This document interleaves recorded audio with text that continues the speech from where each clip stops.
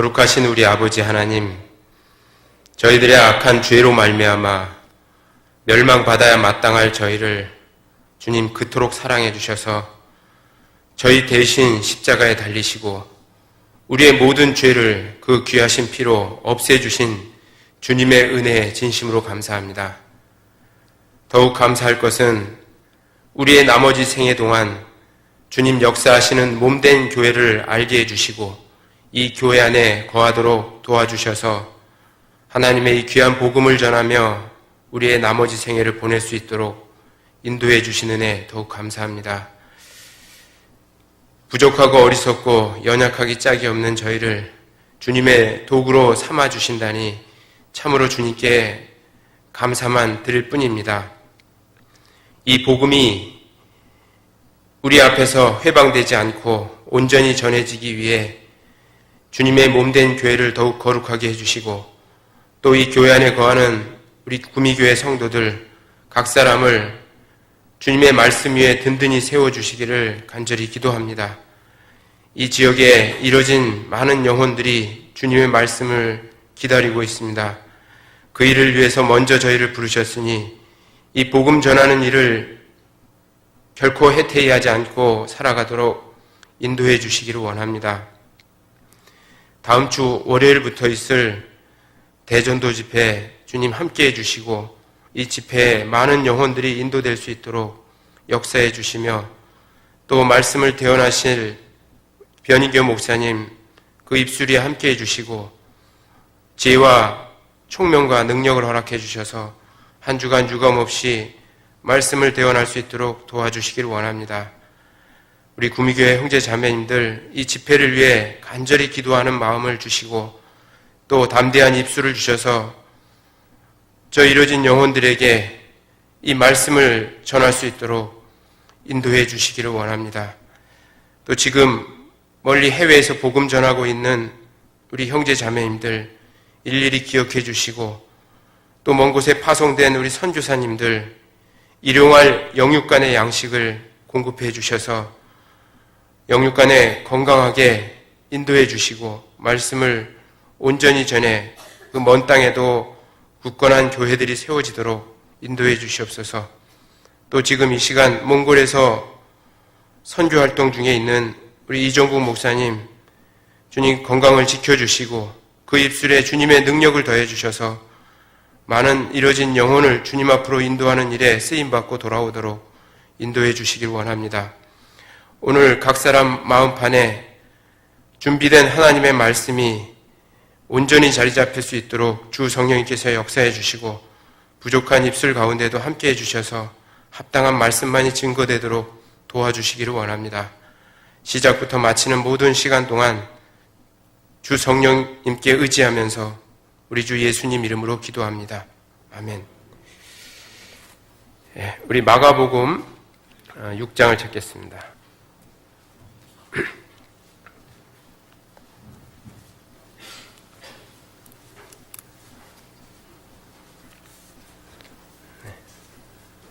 마가복음 6장 7절부터 13절까지입니다.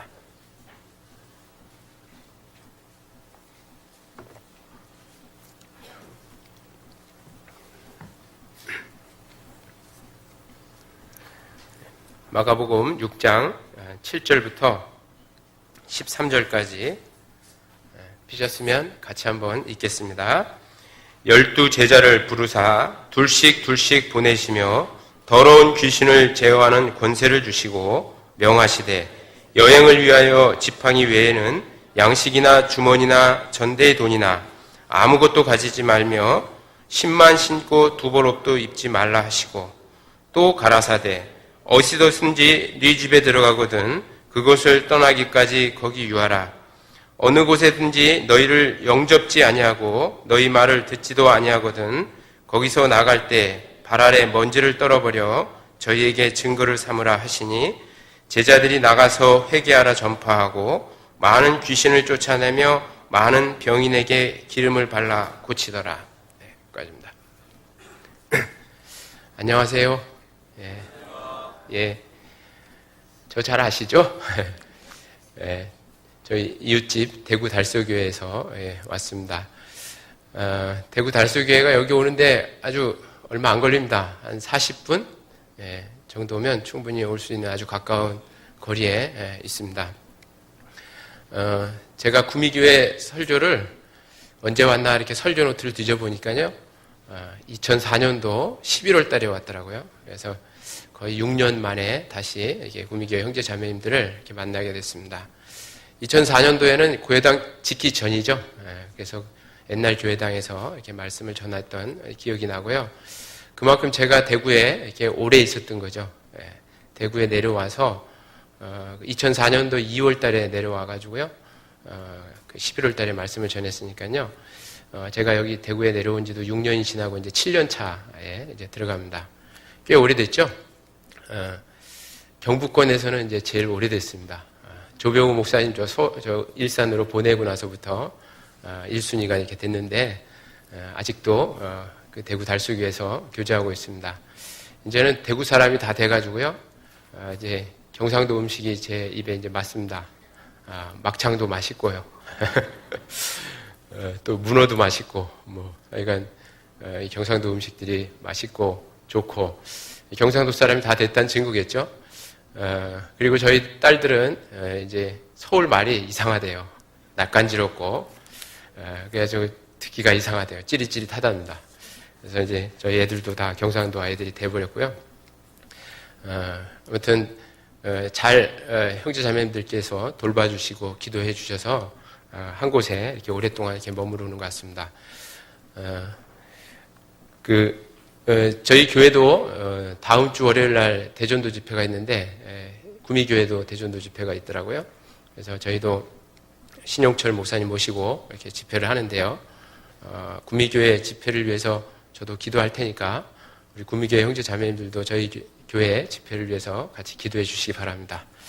손해 보겠죠? 저는 한 사람이 기도하고 구미교회는 여러 사람이 기도하니까 그래도 꼭 그렇게 해주셔서 정말 이 집회가 풍성한 열매를 맺는 집회가 되도록 이렇게 해주셨으면 좋겠고요. 학예 수양회를 이제 마치고 오니까 너무 마음이 벅차고 좋습니다.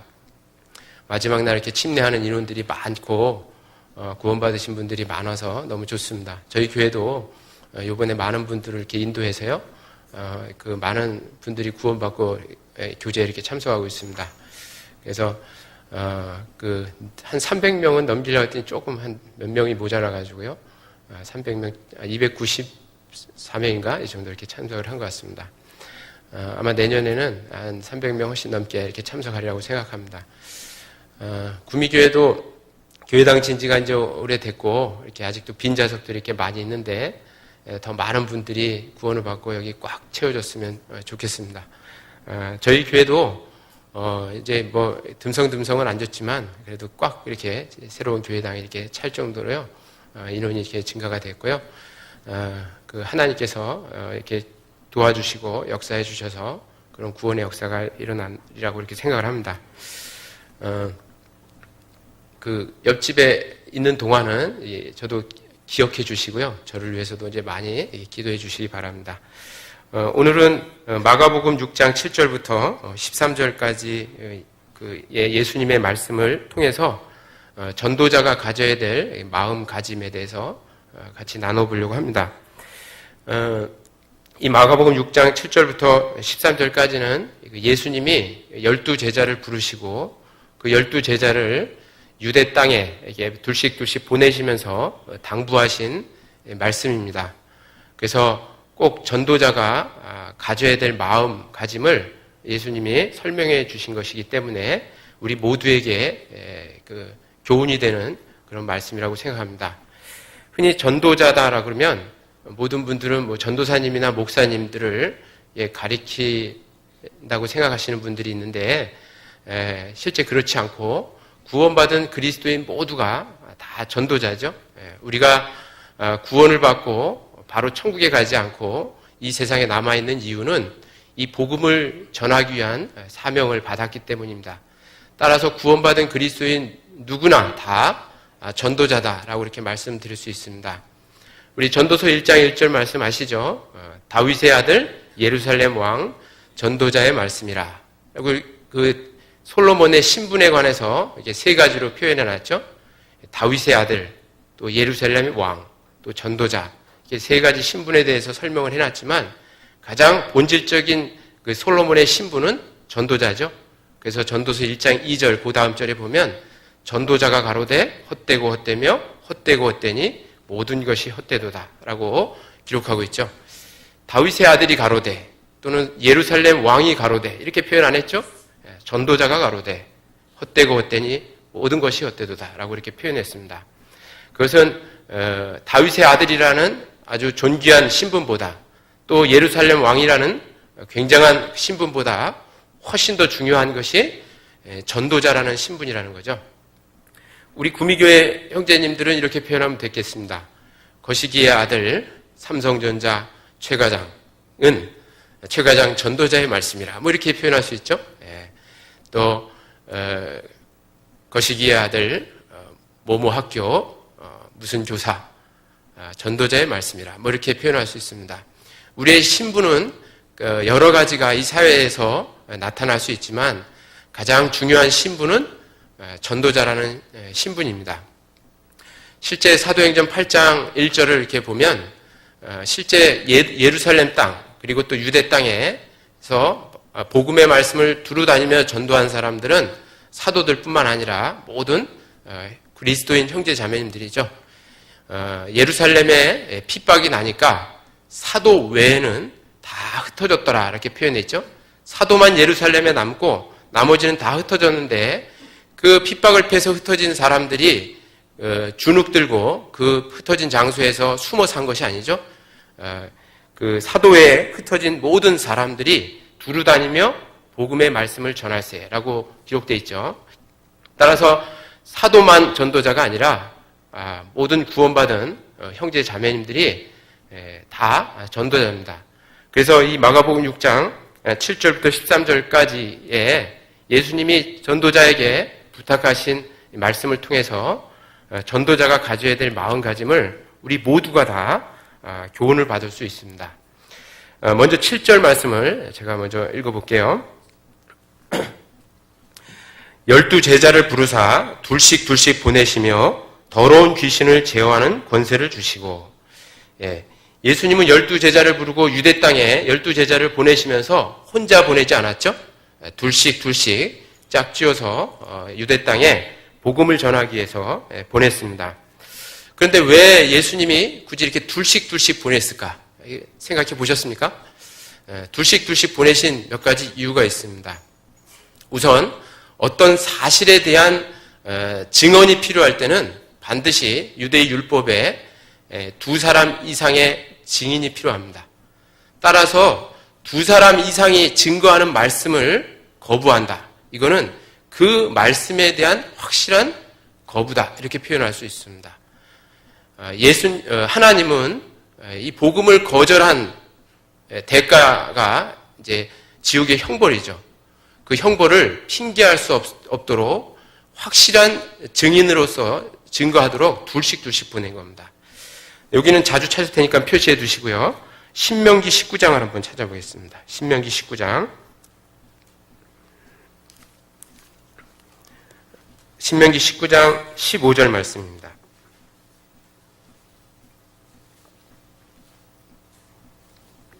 신명기 19장 15절 같이 한번 읽겠습니다. 사람이 아무 악이든지 무릇 범한 죄는 한 증인으로만 정할 것이 아니요 두 증인의 입으로나 세 증인의 입으로 그 사건을 확정할 것이며, 어떤 죄에 증인이 필요하면 한 증인으로 정하는 것이 아니죠. 어떤 죄를 정할 때 두세 증인의 입으로 증거할 때 그 죄가 확실히 죄로 정해지는 거죠. 따라서 예수님에 대한 이 복음의 증거를 한 사람이 증거하는 것보다는 두세 사람이 증거했을 때 그 증거에도 불구하고 거부했다면 그것은 확실한 그 진리에 대한 거부다. 이렇게 표현할 수 있습니다. 그래서 하나님은 가능하면 많은 유대 사람들에게 믿을 만한 증거를 확실히 주기 위해서, 그래서 핑계할 수 없도록 하기 위해서 두세 증인을 같이 둘씩 짝을 지어서 이렇게 보낸 겁니다. 나중에 나는 이 복음을 증거받지 못해서 못 믿었다라고 핑계할 수 없도록 예수님이 둘씩 파송한 겁니다. 지금 우리 시대도 이 복음을 증거하는 데 있어서 이 복음을 들은 사람이 핑계할 수 없을 정도로 확실한 말씀이 우리 교회를 통해서 증거되고 있습니다. 우리 교회를 통해서 말씀이 확실히 증거되는 것뿐만 아니라 하나님은 이 자연을 통해서도 자신의 존재를 이게 증거하고 있죠. 그래서 창세기 1장 20절에 보면 창세로부터 그의 보이지 아니하는 것들, 곧 그의 영원하신 능력과 신성이 그의 만드신 만물에 분명히 보여 알게 되나니. 그 다음 말씀이 뭐죠? 그러므로 저희가 핑계치 못할지니라. 이렇게 표현되어 있죠. 이 세상 만물을 통해서 하나님은 자신을 증거하고 있죠. 그래서 나는 하나님 못 봐서 못 믿겠다. 핑계하지 못하도록 하나님은 이 자연을 통해서도 증거하고 있습니다.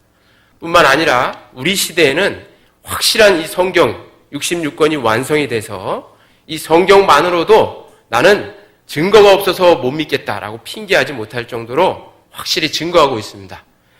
요한복음 15장 한번 찾아보겠습니다. 요한복음 15장.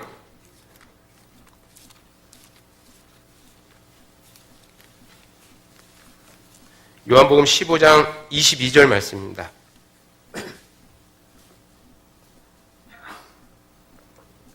요한복음 15장 22절 같이 한번 읽죠. 내가 와서 저희에게 말하지 아니하였다면 죄가 없었으려니와 지금은 그 죄를 핑계할 수 없느니라. 예수님이 유대 땅에 와서 유대 민족에게 말하지 않았다면 죄가 없었지만 예수님이 증거한 말씀, 창조주 예수님이 육신을 입고 직접 오셔서 증거된 말씀이 있었기 때문에 그들은 이제 나는 증거가 없어서 못 믿겠다라고 하는 말을 핑계할 수 없도록 만들어 놓은 겁니다. 예수님이 둘씩 이렇게 파송한 이유는 저들에게 핑계할 수 없도록 만들기 위해서 확실히 예수님을 증거하기 위해서 보낸 겁니다. 그래서 그 확실한 증거의 말씀도 거부했을 땐 그것은 확실한 복음에 대한 거부다라고 말하도록 두 명씩 이렇게 파송했습니다. 또 둘씩 파송한 이유가 있죠. 혼자였을 때보다 둘이었을 때 서로 힘이 되고 격려가 되고 위로가 되기 때문에 그렇습니다. 따라서 전도는 혼자 할 수 없죠. 반드시 동료가 필요합니다. 옆에 구원받은 그리스도인들이 반드시 필요합니다. 혼자일 때보다 둘일 때 훨씬 더 큰 능력을 발휘하기 때문에 그렇습니다. 우리가 잘 아는 말씀인데 전도서 4장 말씀 한번 찾아보겠습니다. 전도서 4장 9절, 10절, 11절, 12절입니다.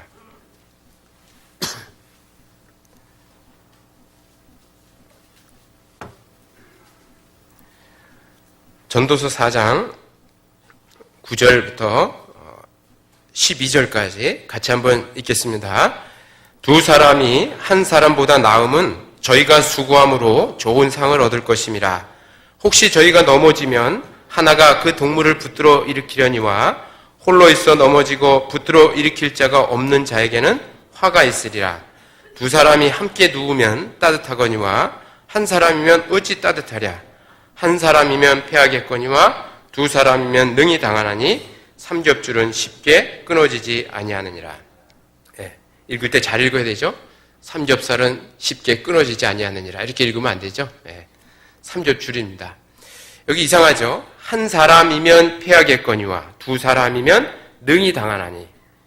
그러면 두 겹줄은 쉽게 끊어지지 아니하느니라. 이렇게 표현해야 되는데 왜 갑자기 세 개의 줄이라고 표현해 놨을까요?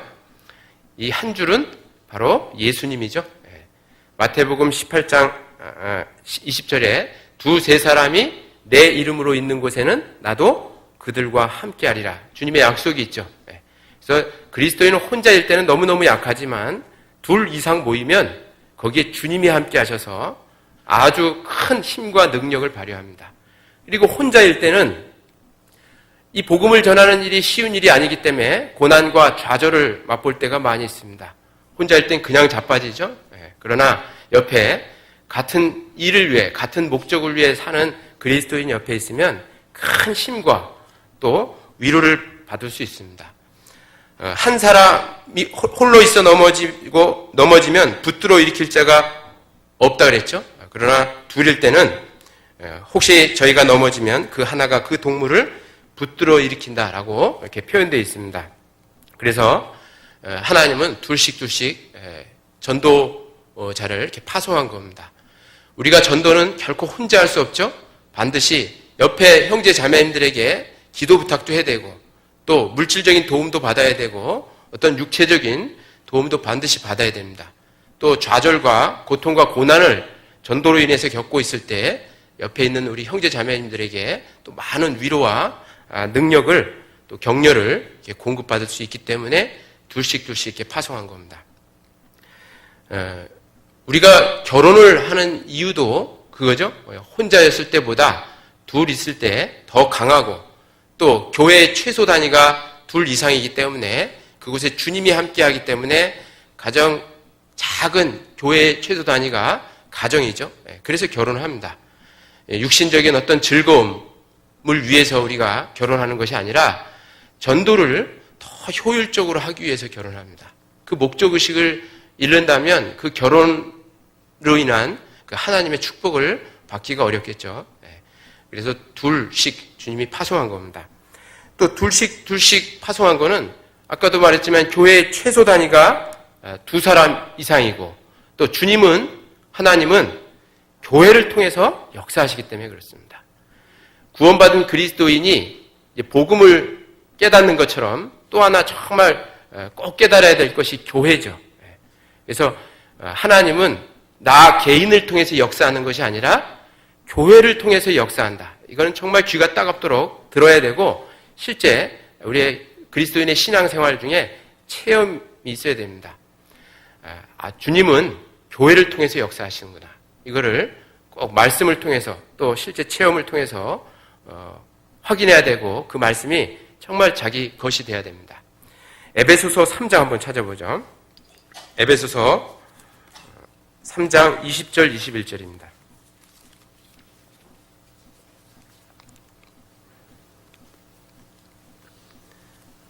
에베소서 3장 20절 21절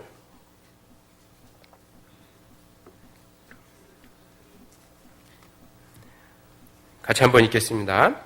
우리 가운데서 역사하시는 능력대로 우리의 온갖 구하는 것이나 생각하는 것에 더 넘치도록 능히 하실 이에게 교회 안에서와 그리스도 예수 안에서 영광이 대대로 영원 무궁하기를 원하노라. 아멘. 여기 말씀에 우리 가운데서 역사하시는 능력, 그죠? 개인 가운데서 역사하는 게 아니죠. 우리 가운데서 역사하시는 능력이 있습니다. 그죠? 혼자는 하나님의 역사를 기대하기 어렵습니다. 반드시 우리라는 복수가 존재해야 되고 하나님은 교회를 통해서 역사하십니다. 어느 정도로 역사하세요? 우리의 온갖 구하는 것이나 생각하는 것에 더 넘치도록 하신다 그랬죠? 여러분이 상상하는 것, 여러분이 생각하는 것 이상으로 하나님은 더 큰 역사를 이루십니다. 불가능할 것 같았던 모든 일들도 교회를 통해서 하나님은 큰 역사를 이루신다는 거죠. 내 남편은 너무 강팍해서 구원받기가 너무 어렵다. 내 아내도 그렇고 내 부모님도 그렇다. 그래도 주님은 교회 속에 내가 붙어 있고 그 안에서 같이 전도를 하면 반드시 하나님은 아무리 강팍한 사람도 다 구원으로 인도합니다. 정말 저런 외국 지역에는 구원의 역사가 일어나기가 너무 어려운 곳이야. 그래도 하나님은 우리가 생각하는 것 이상으로 구원의 역사를 일으킬 수 있는 능력이 있습니다. 단지 교회를 통해서 하나님이 그렇게 하십니다. 지금 우리 교회를 통해서 우리가 감당하기 어려울 정도로 전 세계에 복음이 전해지는 거 체험하고 계시죠? 지금은요, 정말 우리 교회를 하나님이 그냥 코를 껴서 이끌어가고 있는 겁니다. 우리가 생각하지 못했던 일들이 우리 교회, 전국 교회를 통해서 이루어지고 있습니다. 전 세계에 복음이 얼마나 활발히 전해지는지 몰라요. 파송될 선교사가 부족합니다. 파송될 교회 일꾼들이 너무너무 부족해요. 그 정도로 정말 우리 교회를 통해 하나님이 역사하고 있습니다. 불과 우리가 세계 선교를 선포하기 이전 몇 년 전만 해도 우리가 어떻게 이러한 일들을 상상할 수 있었겠습니까? 그죠? 그러나 지금은 너무 많이 이 세계에 복음이 전해지고 있습니다. 우리가 너무 물질적으로도 그것을 지원하고 서포트하기에 너무 감당하기 어려울 정도로 지금 복음이 아주 활발하게 전 세계에 전해지고 있습니다. 하나님은 교회를 통해서 우리가 생각하는 것 이상으로 넘치도록 역사하신다라는 약속이 있습니다. 따라서 예수님은 둘씩 이렇게 파송한 겁니다. 그리고 주님은 전도자를 보낼 때는 반드시 능력을 함께 해서 보내신다는 거죠. 아까 마가복음 6장 7절에 보면 12제자를 부르사 둘씩 보내시며 더러운 귀신을 쫓아내는 권세를 주시느니라 그랬죠. 부르시고 보내시면서 반드시 주시는 게 있어요. 뭐예요? 더러운 귀신을 쫓아내는 능력을 주시죠. 그냥 맨 땅에 헤딩하는 식으로 보내지 않죠. 하나님은 우리가 복음을 전할 수 있는 은사를 다 주셔요. 주셔서 이 세상 가운데로 보내신다는 겁니다. 동일한 말씀이 마태복음 10장 1절에 있는데 예수께서 12제자를 부르사 더러운 귀신을 쫓아내며 모든 병과 모든 약한 것들을 고치는 권능을 주시느니라 이렇게 되어 있습니다. 모든 귀신을 쫓아내며 모든 병과 모든 약한 것들을 고치는 권능을, 능력을 하나님이 주시고 보내셨다 그렇게 되어 있죠. 따라서 여러분들을, 여기 구미교회 형제 자매님들을 이 땅에 전도자로 파송하시면서 그냥 보내는 게 아니죠. 여러분들에게 복음을 전할 수 있는 합당한 능력, 다시 말하면 은사를 주시고 보내신다는 거죠. 그래서 베드로전서 4장 10절에 보면 우리에게 주신 은혜대로 각각 은사를 받은 대로 하나님의 각양 은혜를 맡은 선한 청지기같이 서로 봉사하라 이런 말씀 있죠. 각각 은사를 받은 대로 이렇게 표현했죠. 우리는 이 복음을 전하기 위한 은사를 하나님으로부터 받았습니다. 그리고 그 하나님의 은사를 받은 대로 선한 청지기같이 서로 봉사하라라고 이렇게 명령하고 있습니다. 여러분들이 받은 은사가 분명히 있습니다. 찾아보면 다 있어요. 그걸 가지고 자기가 받은 은사를 가지고 전도자의 길을 걸으라라고 말씀하고 있습니다. 로마서 12장 말씀을 찾아보겠습니다. 로마서 12장 6절, 7절, 8절입니다.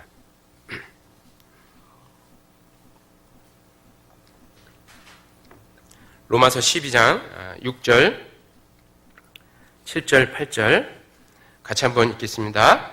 우리에게 주신 은혜대로 받은 은사가 각각 다르니 혹 예언이면 믿음의 분수대로 혹 섬기는 일이면 섬기는 일로 혹 가르치는 자면 가르치는 일로 혹 권위하는 자면 권위하는 일로 구제하는 자는 성실함으로 다스리는 자는 부지런함으로 긍휼을 베푸는 자는 즐거움으로 할 것이니라. 우리에게 주신 은혜대로 받은 은사가 각각 다르다 그랬죠? 어떤 사람은 예언하는 은사가 있고 어떤 사람은 섬기는 일을 잘하는 은사를 가지신 분이 있고 어떤 분은 가르치는 은사를 잘하시는 분이 있죠? 또 8절에는 권위하는 은사를 받으신 분이 있습니다. 권위가 뭐예요? 권면하고 위로하는 은사를 받으신 분이 있어요. 교회에는 특별히 그런 분이 있죠? 아마 그래서 권사라는 직분이 세상 교회에 있는 것 같습니다. 권면하는 거죠. 권면하고 위로하는 은사를 가지신 분들도 있고 또 구제하는 은사를 받으신 분도 있고 다스리는 은사를 받으신 분이 있고 긍휼을 베푸는 은사를 받으신 분들이 있습니다. 여러분들은 어떤 은사를 받았습니까? 어떤 분들은 음식을 잘해서 손대접하는 것을 잘하시는 그런 은사를 받으신 분이 있고 어떤 분들은 정말 교회를 아름답게 꾸미는 그런 은사를 받으신 분들이 있고 어떤 분들은 찬양을 잘 하시는 은사를 받으신 분들이 있습니다. 이 모든 은사를 다 사용해서 이 복음 전하는 일을 위해 사용하라는 거죠. 우리가 현재 가지고 있는 달란트, 어떤 재능들은 다 하나님이 우리에게 주신 겁니다. 고린도전서 4장 10절에 보면 내게 있는 것 중에 받지 아니한 것이 어디 있느냐? 너희가 어찌하여 받지 않은 자처럼 스스로 자랑하느냐. 이런 말씀 있죠? 우리가 가지고 있는 모든 것들은 하나님이 다 주신 거죠. 무슨 은사든지 하나님은 전도를 위해서 필요한 은사를 다 주십니다. 그래서 그 은사를 받은 것을 그냥 자기 육신의 즐거움을 위해서 사용하는 것이 아니라 반드시 복음을 전하는 데 사용하라라고 말씀하고 있습니다. 그런 능력을 주시고 파송한 겁니다. 저는 해외에 나가신 우리 선교사님들 보면요, 그분들이 처음부터 이렇게 언어의 은사가 있었던 거 아니죠. 또 자기가 부족한 은사가 있다면 간절히 사모하고 구하라 그랬죠. 고린도전서 12장 31절에 보면 너희는 더 큰 은사를 사모하라. 내가 또한 제일 좋은 길을 너희에게 보이시리라. 이런 말씀 있죠. 정말 내가 가지고 싶은 은사가 있다면, 복음을 전하는데 꼭 필요한 은사가 있다면 사모하고 구하라는 얘기죠. 그럼 하나님이 가장 좋은 것을 주신다는 겁니다. 해외에 있는 선교사님들이 정말 처음부터 은사가 있었던 게 아니죠. 가서 정말 하나님이 주실 것을 믿고 가서 구하고 사모하니까 하나님이 언어의 은사도 주시는 겁니다. 그래서 지금은 영어도 잘하시고 또 그 현지어들도 이렇게 잘하십니다. 저희 교회하고 자매결연 맺은 교회가 필리핀 까비테 교회인데, 이 까비테 교회에 파송된 우리 최기태 선교사님도요, 지금 필리핀 언어 있죠? 따갈로그어를 아주 잘합니다. 1년 한 조금 지났는데요, 따갈로그어로 이렇게 설교를 하신답니다. 영어를 원래 조금 하셔서 이제 갔는데 영어도 하시고 따갈로그도 하시고 해서요, 이제 현지인 형제 자매님들 또 필리핀 사람들하고 이렇게 소통하는데 이렇게 큰 불편함이 없다고 하더라고요. 정말 하나님이 그런 은사를 이렇게 주시는 것 같습니다. 그래서 우리가 간절히 사모하고 믿음 가운데 기도하면 하나님이 우리에게 부족하지만 그런 은사도 이렇게 주실 수 있습니다. 교회 안에서 교회학교 교사를 하는 게 두려우신 분들이 있습니까? 가르치는 은사가 없다라고 생각해서 두려운 분들이 있습니까? 그렇다면 구해보십시오. 그럼 하나님이 그 은사도 주시고, 또 내가 찬양하는, 원래 돼지 멱다는 소리다 해서 이렇게 찬양하는 은사도 없다 하더라도 정말 찬양대 가서 기도하면 하나님이 정말 아름다운 목소리도 이렇게 주실 겁니다. 음치여도 상관이 없죠. 그래서요, 정말 하나님은 그 은사를, 능력을 다 주시고 교회를 위해 또 복음을 위해 전도를 위해 사용하라고 우리에게 모든 걸 허락해 주십니다. 마가복음 6장 본문 말씀 다시 보겠습니다. 마가복음 6장 8절 말씀입니다. 8절 9절.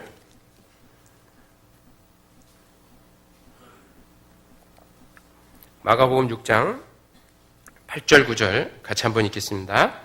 명하시되 여행을 위하여 지팡이 외에는 양식이나 주머니나 전대의 돈이나 아무것도 가지지 말며 신만 신고 두벌옷도 입지 말라 하시고, 예수님이 파송하시면서 능력을 주시며 이제 명하시는 것이 또 뭐냐 하면 여행을 위하여 지팡이 외에 양식이나 주머니나 전대의 돈이나 아무것도 가지지 말며 신만 신고 두벌옷도 입지 말라, 이렇게 명하셨죠. 여기에 지팡이는 가져가라 그랬죠. 또 신은 신으라 그랬죠. 그런데 동일한 말씀이 마태복음 10장 10절에도 있어요. 근데 거기는 지팡이도 가지지 말고 신도 신지 말라고 되어 있거든요. 말이 서로 다르죠? 뭐 양식이나 주머니에 전대나 돈이나 아무것도 가지지 말며, 이건 뭐 차지하고라도 여기 마가복음 6장 8절 9절에 있는 가져가야 될 지팡이, 신도 신지 말라라고 이렇게 표현하고 있습니다. 왜 이렇게 서로 말이 다를까요? 가져갈 수도 있고 안 가져갈 수도 있다는 거죠. 현재 이 말씀은 내가 현재 가지고 있는 것 외에 더 이상 전도자가 무슨 육신적인 것들을 구하지 말라는 뜻입니다. 현재 지팡이를 가지고 있다면 지팡이 가지고 가라는 얘기죠. 현재 신을 신고 있다면 신을 신고 가라는 얘기입니다. 그러나 현재 그것이 없다면 굳이 그것을 가지려고 애를 쓰지 말라는 거죠. 왜 그럴까요? 하나님이 그 육신의 모든 것들을 다 채워주시기 때문에 그렇습니다. 여기 구미교회 형제 자매님들, 이 구미 지역에 또 이 경상도 지역에 또는 이 세계에 복음을 전하는 전도자로 세우신 겁니다. 여러분들이 이제 이 주님의 일을, 전도하는 일을 위해서 성실하게 그 주님의 명령을 따른다면 하나님은 여러분들이 사용할 육신적인 모든 것들을 하나님이 다 채워주시겠다라고 하는 약속입니다. 따라서 전도자는 육신의 것들을 구하지 말라 그랬죠. 하나님이 알아서 주신다 그랬습니다. 우리가 잘 아는 말씀 있죠. 너희는 먼저 그의 나라와 그의 의를 구하라. 그리하면 이 모든 것을 너희에게 더하시리라. 마태복음 6장 33절 말씀 있죠.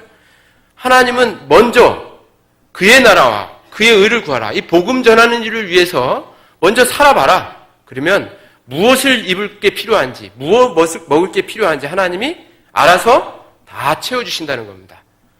그리스도인들이 무엇을 먹을까, 무엇을 입을까 염려하고 그걸 구하지 말라 그랬죠? 이건 다 이방인들이 구하는 것이고 하나님은 우리가 그것들이 꼭 필요한 줄을 아신다 그랬습니다. 필요한 건 하나님이 반드시 우리가 구하지 않아도 복음을 위해 살기만 한다면 다 채워주신다는 약속입니다.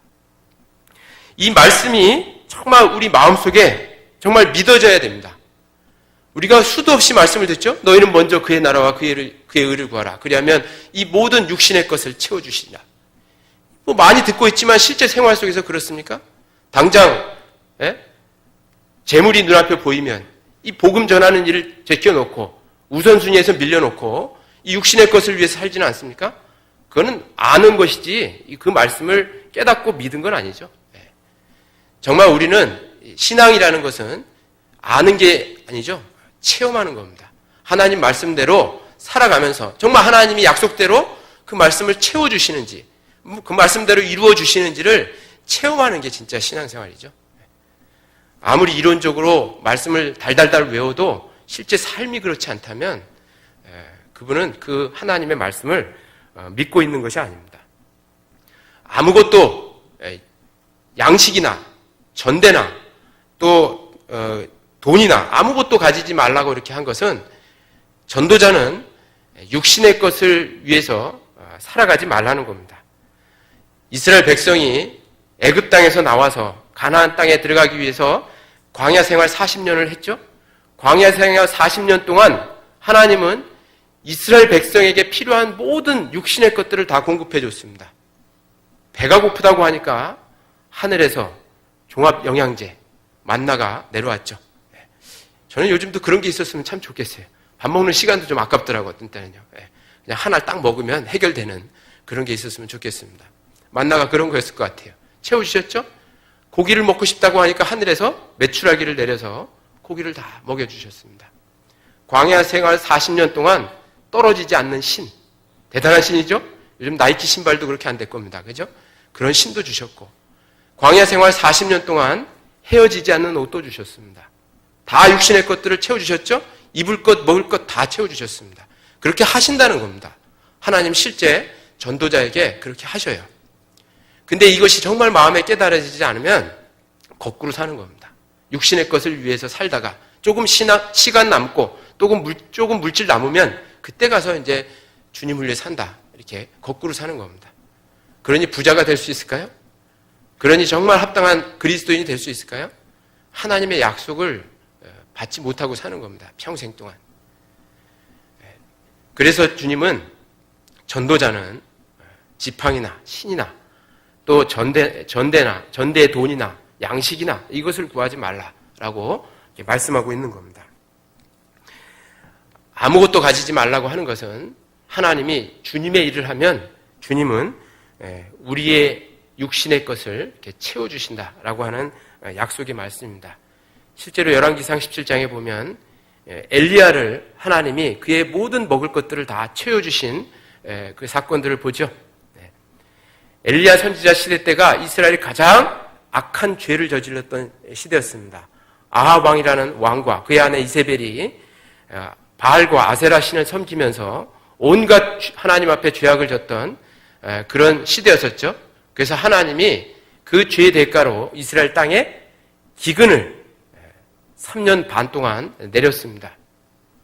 기근이 3년 반 동안 내리면 그 시대에 활동했던 하나님의 선지자 엘리야도 굶어 죽을 수밖에 없었습니다. 그러나 굶겨 죽었습니까? 그렇지 않죠? 너는 그리 시냇가로 가서 시냇물을 마시라. 거기는 아직 물이 마르지 않았으니까 마시라 했죠. 그리고 엘리야는 갔습니다. 그리고 가니까 하나님이 까마귀라는 아주 천한 부정한 짐승을 동원해서 까마귀를 통해서 고기와 떡을 떨어뜨렸습니다. 엘리야가 그걸 먹고 살았죠. 계속 비가 안 오고 이제 그리 시냇가도 다 말라버렸죠. 그래서 또 굶겼습니까? 그러지 않았죠. 저 시돈 땅에 있는 사르밧 과부에게 가라. 그가 너를 공개하리라 라고 명령했죠. 엘리야는 저 시돈 땅, 막 우상 숭배를 하는 땅이죠. 거기는 아합의 아내 이세벨의 고향입니다. 우상 숭배의 본거지죠. 그것에 무슨 하나님 찾는 사람이 어디 있겠어요. 그러나 하나님은 거기서도 간절히 하나님을 경외하는 사르밧 과부를 예비해 놓으시고 엘리야를 보냈습니다. 엘리야가 가보니까 또 가관이었죠. 사르밧 과부는 아주 가난했습니다. 아무것도 먹을 것이 없었죠. 겨우 한 끼 아들하고 먹을 기름 한 통과 기름 한 병이 있었습니다. 그거 먹고 죽으려고 계획을 하고 있었죠. 그런 사르밧 과부에게 엘리야가 갔습니다. 하나님은 그런 아주 미천하고 가난한 과부를 통해서도 엘리야를 계속 먹였죠. 사르밧 과부가 자기의 육신을 위해서 취하지 않고 그것에 엘리야를 주니까 그 통에 가루가 마르지 않고 병에 기름이 마르지 않았죠? 계속 나왔습니다. 너희는 먼저 그의 나라와 그의 의를 구하라. 그리하면 이 모든 것을 너희에게 더하시리라 라고 하신 약속의 말씀대로 그렇게 했습니다. 실제 그랬죠? 열왕기상 17장 한번 찾아보죠. 열왕기상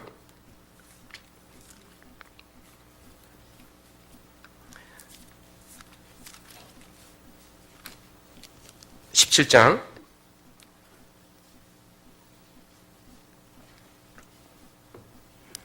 5절 6절 같이 한번 읽겠습니다.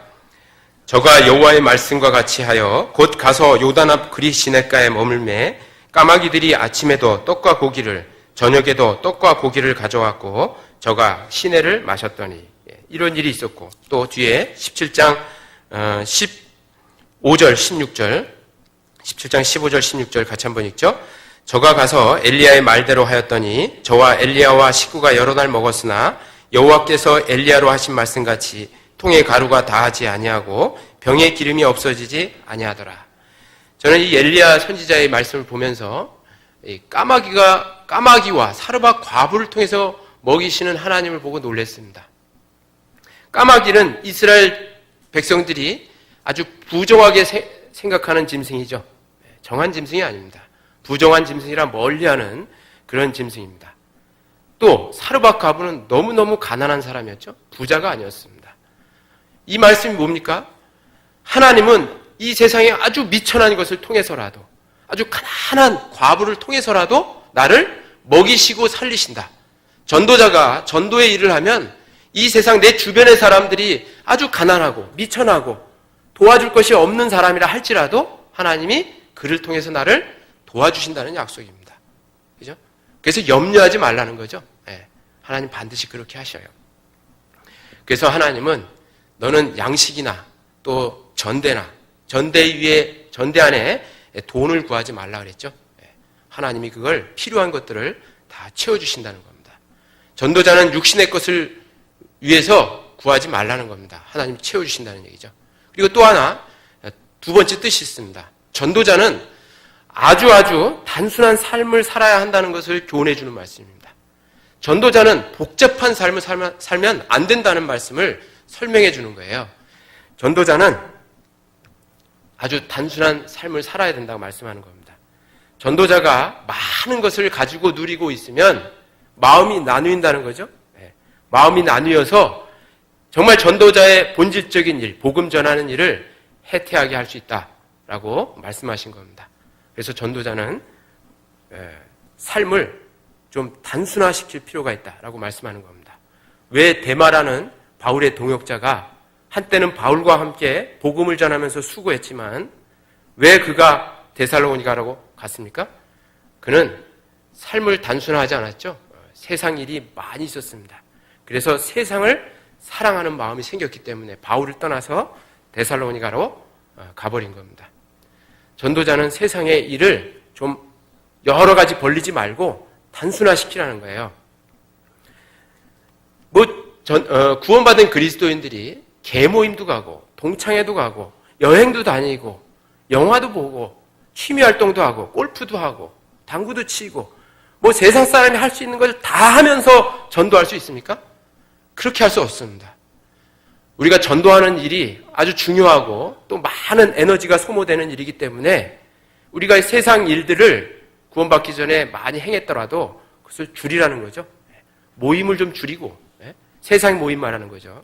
그걸 줄이고 정말 복음 전하는 일과 정말 또 내가 직장을 갖고 있어야 되니까 직장과 그리고 교제 나오는 일 이런 일로 삶을 좀 압축시키라는 겁니다. 사람이 세상 일에 분요하고 바쁘면 마음이 나뉘어지죠. 그래서 하나님의 일을 제대로 할 수가 없습니다. 고린도전서 7장을 한번 찾아보죠. 고린도전서 7장 29절입니다.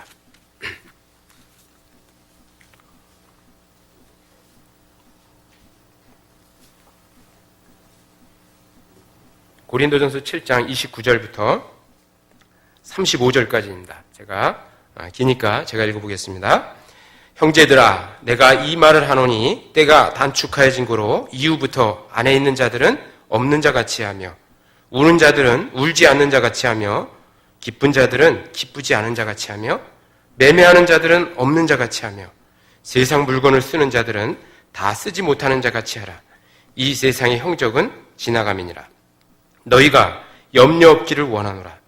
장가가지 않은 자는 주의 일을 염려하여 어찌하여 주를 기쁘시게 할까 하되 장가간 자는 세상 일을 염려하여 어찌하여 아내를 기쁘게 할까 하여 마음이 나누이며 시집가지 않은 자와 처녀는 주의 일을 염려하여 몸과 영을 다 거룩하게 하려 하되 시집간 자는 세상 일을 염려하여 어찌하여야 남편을 기쁘게 할까 하느니라. 35절은 같이 읽죠.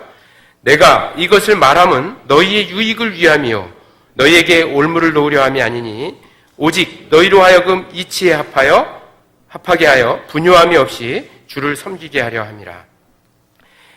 내가 너희에게 이것을 말함은 아까 제가 읽었던 말씀들이죠. 너희에게 이것을 말함은 너희에게 올무를 놓으려 한 게 아니라 했죠. 너희에게 강요하려고 하는 게 아니라 너희에게 유익을 주기 함이라. 왜? 너무 많은 일들이 있으면 여기 말씀대로 분요하다는 얘기죠. 분요하다, 바쁘다 이거예요. 세상 일에 마음이 나뉜다는 것이죠. 그래서 이치에 합하게 하여 분요함이 없이 주를 섬기게 하려 함이라. 왜 위에 있는 말씀들을 열고 해놨냐면 분요함이 없이 오직 주만 섬기게 하기 위해서 그것이 너에게 유익하니까 그렇게 하기 위해서 위에 있는 행동을 좀 하라라고 이렇게 바울이 권고한 겁니다. 그 위에 있는 말씀이 뭡니까?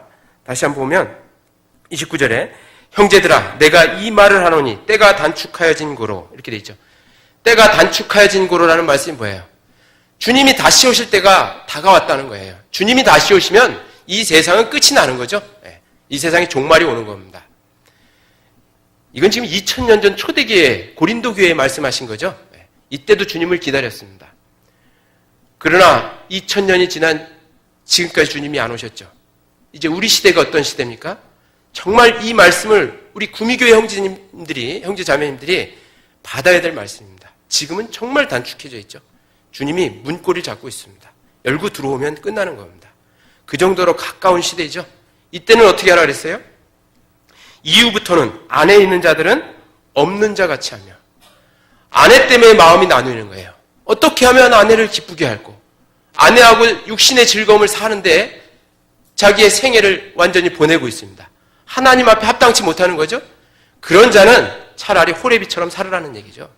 아내 없는 자처럼 하며 이렇게 표현하고 있습니다. 또 우는 자들은 울지 않는 자 같이 하며 여러분 이 세상 삶이 힘들고 괴롭습니까? 괴로운 인생길 때문에 그거 슬퍼하는 것 때문에 복음 전하는 일이 방해되고 있다면 좀 울지 않는 자처럼 살으라는 얘기입니다. 그놈의 슬픔 때문에 이 세상 형적이 곧 지나가고 주님 오시면 다 그 슬픔도 없어지는데 그 슬픔에 연연해서 복음 전하는 일을 하지 못하고 있다는 겁니다. 그러면 울지 않는 자처럼 좀 살으라는 얘기입니다. 그 슬픔도 좀 접어달라는 얘기죠. 또 기쁜 자들은 기쁘지 않은 자 같이 하며 이건 뭡니까? 이 사람이 육신의 즐거움을 위해서만 살고 있어요. 맨날 골프 치고 당구 치고 낚시 다니면서 육신의 쾌락을 위해서만 살고 있습니다. 그런 기쁨 다 이 세상 주님이 오시면 이 세상 형적 다 지나가니까 좀 기쁘지 않은 자처럼 살으라는 얘기죠. 매매하는 자들은 없는 자 같이 하며 돈 벌기 바쁜 사람들 있죠. 돈 하면서 그 돈 다 벌면 그 돈 주님 오실 때 가져갈 수 있습니까? 이 세상 형적 다 지나갑니다. 그래서 매매하는 자들은 없는 자 같이 하며 이렇게 말씀하고 있는 겁니다. 세상 물건을 쓰는 자들은 다 쓰지 못하는 자 같이 하라. 부자들한테 하는 얘기죠. 돈이 많아서 돈 쓰는 일에 바빠요. 돈 쓰는 일 때문에 주님 일을 하지 못하고 있습니다. 그런 자들은 다 쓰지 못하는 자 같이 하라. 없는 자 같이 하라 그런 얘기죠. 이 세상 형적은 다 지나감이라. 이렇게 말씀하고 있는 겁니다. 그리스도인은 삶을 단순화시켜야 돼요. 이것도 하고 저것도 하고 언제 주님 일을 할 수 있습니까? 정말 복음을 전하기 위해서 필요한 것들만 가지고 있어야 됩니다. 그리고 나머지는 정리해야 돼요. 이게 새로 구원받으신 분들이 이제 정말 주님을 위해서 이 복음을 전하기 위해서 살고자 한다면 꼭 반드시 그렇게 하셔야 됩니다. 전도서 5장 3절에 보면 일이 많으면 뭐가 생긴다고요? 꿈이 생기고 말이 많으면 우매자의 소리가 나느니라. 성경은 말 많은 거 별로 좋아하지 않죠? 말 많은 사람들이 미련한 소리가 그 입술을 통해서 나타납니다. 근데 말 많은 것처럼 또 나쁜 게 있어요. 이게 뭘까요? 일거리가 많은 겁니다. 일이 많은 거예요. 일에 분요함이 있는 겁니다. 막 여러 가지 일을 널려놓고 하는 겁니다. 그 사람은 뭐가 생긴다 그랬죠? 꿈이 생깁니다. 이 세상을 향한 꿈이 생겨요. 그래서 주님 일을 제껴놓고 그 일을 향해서 달려갑니다. 그래서 그리스도인들은 삶을 단순화시키라는 겁니다. 세상에 있는 모든 욕구, 욕망을 좀 접으라는 거죠. 우리에게는 먹을 것과 입을 것이 있으면 족한 줄 알라. 이렇게 표현하고 있습니다. 그것만 있으면 또 살 수 있는 겁니다. 여러분 뭐 이건희 씨하고 저하고 뭐 다를 게 뭐 있어요? 그분 뭐 돈은 많지만 그분 하루에 뭐 100끼 먹습니까? 똑같이 3끼 먹죠? 냉장고에 저희 집보다 먹을 거 더 많을 겁니다. 그러나 그거 다 먹을 수 없어요. 배 터져 죽습니다. 그냥 3끼 먹을 양밖에 없습니다. 다 똑같이 그렇게 사는 거예요. 아무리 돈이 많아도 다 똑같이 그렇게 사는 겁니다. 별 차이가 없어요. 저 오늘 3끼 먹은 거나 이건희 씨 3끼 먹은 거나 똑같습니다. 많다고 해서 뭐 유익한 것이 별로 없어요. 저희가 눈으로 보는 것 외에 유익이 무엇이랴? 눈으로 보는 유익밖에 없습니다. 눈으로 보는 유익은 저도 얼마든지 얻을 수 있습니다. 다이아몬드 저 가게 가보세요. 막 널려 있잖아요. 그걸 보면 되잖아. 똑같아요. 안 그래요? 그런 것 정말 허무하고 무익한 것들인데 거기에 마음이 다 둔 겁니다. 그러니까 주님 일을 하지 못하는 거예요. 정말 중요한 걸 잃어버리는 겁니다. 여러분 누가복음 10장에 보면 마리아와 마르다 얘기 잘 아시죠? 마르다는 너무 일이 많았습니다. 일이 많아서 분주했어요. 예수님 자기 집에 온다니까 방도 청소해놓고 미역국도 만들어놓고 뭐 오곡밥도 만들어놓고 대접하려고 너무너무 바빴죠. 근데 마리아는 한 가지 일에만 집착했습니다. 하나님, 예수님 발 아래서 말씀 듣는 일에만 집착했어요. 마르다가 불만이 있었죠. 예수님한테 가서 따졌습니다. 예수님, 나는 주님을 영접하느라고 이렇게 바쁘고 힘들게 보내고 있는데 이 마리아 좀 보십시오. 땡땡이 치면서 주님 발 아래서 말씀만 들으니 저를 좀 책망해 주십시오. 라고 마르다가 예수님께 간언했습니다. 그런데 예수님은 누구를 책망했어요? 거꾸로 마르다를 책망했습니다. 너가 많은 일로 염려하고 근심하나 그러나 몇 가지만 하든지 이 한 가지만이라도 족하니라. 이렇게 말씀하고 있어요. 내가 많은 일이 있으니까 염려가 생긴다는 거예요. 근심이 생긴다는 겁니다. 그래서 불평이 생기는 거예요. 그러나 몇 가지만 하든지 한 가지만이라도 족하니라. 이 마리아는 이 좋은 편을 택하였느니라. 마리아를 오히려 칭찬해 줬습니다. 그렇죠? 여러분들도 그렇게 해야 되겠죠? 그리스도인이 너무 많은 일을 너저분하게 널려놓고 이 세상을 살아가면 진짜 본질적인 전도자의 길을 제대로 걸을 수가 없는 겁니다. 그래서 이를 줄이라라고 이렇게 말씀하고 있는 겁니다. 마가복음 6장 다시 돌아보겠습니다. 마가복음 6장 마가복음 6장 10절입니다.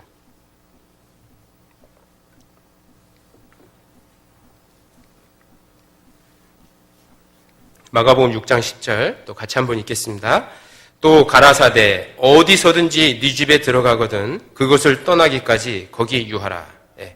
또 전도자에게 당부하신 말씀이 있죠. 예. 어디서든지 네 집에 들어가거든 그것을 떠나기까지 그 집에서만 유하라. 이렇게 표현하고 있죠. 그러니까 이 말씀은 전도는 반드시 들여진 가정을 통해서 시작된다라고 하는 것을 말씀하고 있는 겁니다. 어느 지역에 이제 전도자로 구원받은 그리스도인이 파송이 되면 가정부터 찾으라는 얘기죠. 가정이 들여져야 그 지역에 복음이 전해진다. 그래서 그 가정에 계속 유하면서 복음을 전하라라고 전도자에게 말씀하고 있는 겁니다. 어느 지역이든지 교회가 태동하고 교회가 시작된 것을 보면 하나님 앞에 바쳐진 가정이 반드시 있습니다. 구미교회도요. 여기 구미교회가 이렇게 형성이 되고 구미교회가 시작된 건 반드시 이 지역에 하나님 앞에 드려진 가정이 있었기 때문에 그렇습니다. 틀림없죠? 네. 그 가정이 있어서 그런 거예요. 그냥 가정 아니죠? 하나님 앞에 바쳐진 가정이요. 완전히 그 가정을 하나님 앞에 드리고 그 가정을 완전히 개방하고 형제 자매들을 초대하고 그 가정에서 모임이 시작되는 그곳이 있어야만 교회가 시작된다는 겁니다. 성경에 보면 빌립보 교회가 시작된 이유가 있죠. 유명한 여자가 구원을 받아서 그렇게 됐죠. 그 빌립보의 자주장사 루디아라는 여자가 바울의 말씀을 듣고 구원을 받고 그 가정이 개방된 겁니다. 바울이 그 빌립보 강가에 갔더니 많은 여자들이 있었죠. 그 많은 여자들 중에 유독 하나님을 경외하는 여자가 있었어요. 그게 자주장사 루디아라는 여자였습니다. 평소에도 구원은 받지 못했지만 하나님을 경외했기 때문에 하나님이 그 마음을 귀하게 여긴 겁니다. 그래서 바울의 말을 청종하게 했죠. 그리고 루디아의 마음을 열어서 바울의 말씀을 청종하게 해서 그 여자가 구원을 받습니다. 그 여자가 구원을 받고 자기만 좋아한 게 아니죠. 그 가정을 완전히 오픈했습니다. 사도행전 16장 한번 찾아보죠. 사도행전 16장 13절, 14절, 15절입니다. 사도행전 16장 13, 14, 15 같이 한번 읽겠습니다. 안식일에 우리가 기도처가 있는가 하여 문밖 강가에 나가 거기 앉아서 모인 여자들에게 말하더니 두아디라 성의 자주장사로서 하나님을 공경하는 루디아라 하는 한 여자가 들었는데 주께서 그 마음을 열어 바울의 말을 청종하게 하신지라. 저와 그 집이 다 세례를 받고 우리에게 청하여 가로되 만일 나를 주 믿는 자로 알거든 내 집에 들어와 유하라 하고 강권하여 있게 하니라. 여기 15절 말씀이 참 중요해요. 그죠? 네, 루디아가 구원을 받았습니다. 그리고 그 가족들에게 복음을 전해서 구원을 받고 가족들이 이제 구원을 받고 침례를 받았습니다. 그리고 나서 루디아가 바울에게 간청한 게 있죠. 누가와 바울에게 우리에게 청하여 가로되 우리는 누가와 바울과 누가죠. 만일 나를 주 믿는 자로 알거든 내 집에 들어와 유하라 하고 그 다음에 어떻게 했어요? 강권하여 있게 하니라. 강권 안 했으면 바울과 누가도 갔을지도 모르겠어요. 그죠? 아주 강권해가지고 자기 집에서 유하게 한 겁니다. 그래서 빌립보 교회가 시작이 된 거예요. 하나님 앞에 바쳐지고 드려진 가정이 있었죠. 루디아 여자의 가정이었습니다. 그래서 바울과 누가가 이 루디아 집에 유하면서 이제 복음이 전해진 거예요. 그래서 빌립보에 여기 그 점치는 여종이 구원을 받아서 이제 바울이 그것 때문에 옥에 들어가죠. 또 옥에 들어가니까 빌립보의 옥중 간수가 구원을 받죠. 여러 사람이 구원을 받으면서 빌립보 교회가 형성이 되고 거기에서 하나님의 복음을 위해 사는 무리들이 이렇게 생성된 겁니다. 반드시 전도는 바쳐진 가정이 필요한 겁니다. 고린도 교회도 마찬가지예요. 고린도 교회 유명한 사람 아시죠? 브리스길라와 아굴라 부부 있습니다. 그 부부의 가정이 개방된 겁니다. 브리스길라와 아굴라가 남자고 브리스길라가 여자죠. 그 두 부부가 원래는 로마에 살았었죠. 로마의 루오디시오 황제가 유대인을 추방하는, 유대인을 그 로마 땅에 살지 못하게 추방하는 일이 있어서요. 그가 로마에서 추방당해서 그리스로 내려와서 그리스의 고린도라는 지역에서 머물게 됐죠. 근데 그때 바울을 만났죠. 바울을 만나서 구원을 받고 그의 가정을 개방했습니다. 이 브리스길라와 아굴라는 바울을 위해서 목이라도 내어줄 정도로요. 정말 바울과 함께 복음 전하는 것을 기쁨으로 알았던 사람입니다. 그죠? 그래서 자기의 가정을 개방했어요. 그 바로 옆이니까 사도행전 18장 한번 보겠습니다. 18장 1절, 2절, 3절, 4절.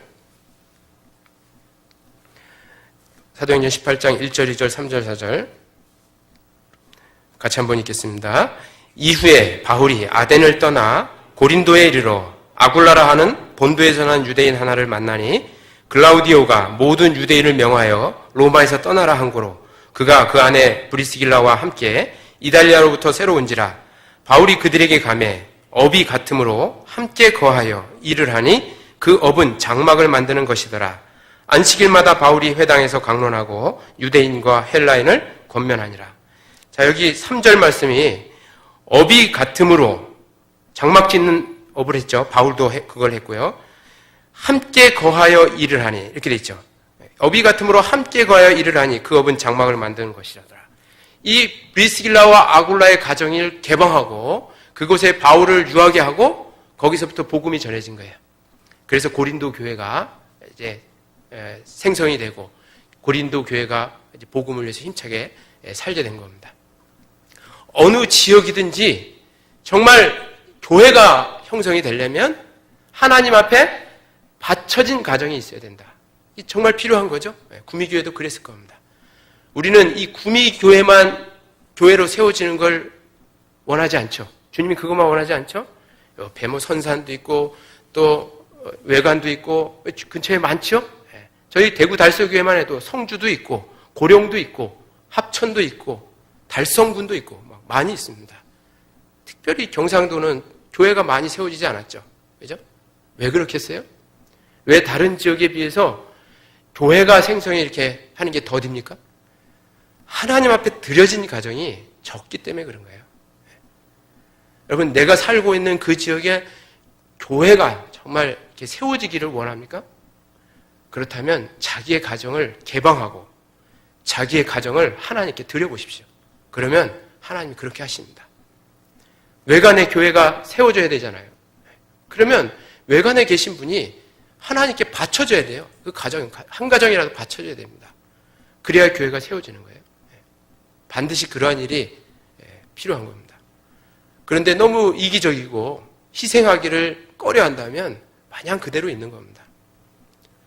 그래서 하나님은 우리 곳곳, 세계 곳곳뿐만 아니라 대한민국 곳곳에, 경상도 곳곳에 교회가 세워지기를 원하고 우리를 그렇게 하려면 자신의 가정을 하나님 앞에 드리고 바치고 개방해야 됩니다.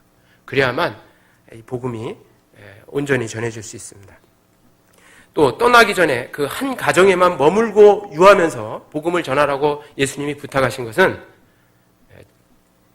전도자는 대접받기를 원해서는 안 된다는 겁니다. 이 집에 다니면서 대접받고 저 집에 다니면서 대접받고 막 그렇게 하지 말라는 거죠. 너희가 거저받았으니까 거저주라는 얘기죠.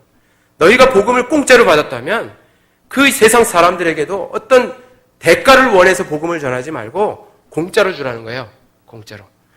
마태복음 10장 한번 찾아보겠습니다. 마태복음 10장.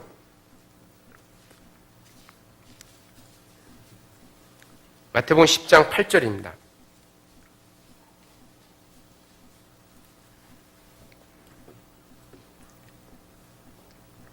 마태복음 10장 8절. 같이 한번 읽죠. 병든 자를 고치며 죽은 자를 살리며 문둥이를 깨끗하게 하며 귀신을 쫓아내되 너희가 거저받았으니 거저주어라. 많은 선한 일을 제자들에게 행하라고 이제 명령하면서 그걸 어떤 대가를 받지 말고 그냥 주라는 거죠. 너희가 거저받았으니 거저주어라. 여기 앉아 계신 우리 구미교회 형제 자매님들 중에 구원받을 때 돈 드린 분이 있어요? 아무것도 없죠? 여러분 구원받을 때 구원을 무슨 돈 주고 사신 분이 있습니까? 그냥 공짜로 받았죠? 복음도 공짜로 받았고 복음을 듣기까지, 내가 성경 강연의 말씀을 듣기까지, 그 자리에 앉기까지 나를 인도하신 분들이 완전 헌신하신 겁니다. 그죠? 뭐 밥도 해주고 밥도 사주고 교통비도 대주고 모든 걸 다 해줬죠. 가만히 생각하니까 저도 그래요. 저도 제가 29살 때 구원받았는데요. 20년 전입니다. 근데 그때 직장 다니고 있었어요. 직장 한 2, 3년 다니고 있었을 때고요. 월급도 꽤 받았고 있었어요. 돈도 있었고요. 근데 저를 인도하신 분이요. 미안할 정도로 하여간 다 대주더라고. 차비 다 대주죠. 돈도 있는데 많이. 차비도 다 대주죠. 식사비도 다 대주죠. 뭐 선물도 갖다 주죠. 성경책도 사주죠. 이거 뭐 다 사니까 미안해가지고 어쩔 줄 모르겠더라고요. 그렇게 받았어요. 더군다나 예수님을 통해서 복음은 이미 예수님이 나의 죄값을 다 치르시고 나는 아무것도 한 게 없었어요. 완전히 공짜로 복음도 깨닫고 공짜로 복음 앞으로 인도도 받았습니다. 우리가 그 은혜를 어떻게 갚겠습니까? 여러분, 예수님이 우리에게 해주신 이 구원의 은혜를 갚을 길 있습니까? 여러분들이 목숨을 다 들여서 예수님의 은혜를 보답한다고 가정해 보십시오. 그래 은혜 갚은 겁니까? 아닙니다. 어차피 죽을 인생입니다, 우리는. 그죠? 어차피 죽어서 지옥 갈 사람이었습니다. 그래서 죽는 게 뭐예요? 본전이죠. 갚는 게 아니잖아요. 여러분들이 목숨을 다 들여도 예수님의 은혜를 갚을 수가 없습니다. 또 여러분들을 인도하신 분들에게 무엇으로 보답할 수 있겠어요? 보답할 길이 없습니다. 너무 감사할 따름이죠. 그러면 그 은혜를 어떻게 보답해야 됩니까? 내가 새로 인도해서 그분에게 갚는 거예요. 너희가 거저받았으니 거저 주어라. 여러분, 자식이 부모의 은혜를 얼마나 갚습니까? 보답한다고 산다고 해도 자기 부모의 은혜를 자식이 얼마나 갚을 수 있겠어요? 별로 못 갚죠? 아무리 효도한다고 해도 못 갚습니다. 그래서 어떻게 갚습니까? 자기 자식에게 갚습니다. 자기 자식에게 일방적으로 사랑을 베풀어 주는 거예요. 그죠? 그렇게 해서 자기 부모의 은혜를 갚아요. 그렇게 하는 겁니다. 내리사랑이라고 하죠. 그래서 우리가 복음을 전할 때는 어떤 대가를 바라서는 절대 안 됩니다. 너희가 거저받았으니 거저 주어라. 이게 맞는 말이죠. 어떤 분들은 복음을 전하면서 어떤 이기적인 마음을 생각합니다. 야, 이 사람이 이거 구원받으면 나한테 얼마나 고마워할까? 나한테 막 고마워하겠지. 이제 나에 대한 앙금이 풀어지겠지. 나한테 잘해주겠지. 자기 직장 상사면 나 승진시켜 주시겠지. 또 장사하는 형제라면은 야, 내 중요한 영업 파트너가 되겠지. 이러한 대가를 바라고 전도한다면 그 전도의 동기부터가 잘못돼서 구원도 받지 못합니다. 그래서 주님은 정말 거저 받았으니 거저 주어라 라고 말씀하고 있는 겁니다. 아무 대가를 바라지 말라라고 이렇게 말씀하고 있는 겁니다. 거저 주셔야 됩니다. 아셨죠? 그래야 전도되는 겁니다. 마가복음 다시 6장 보겠습니다. 마가복음 6장 11절.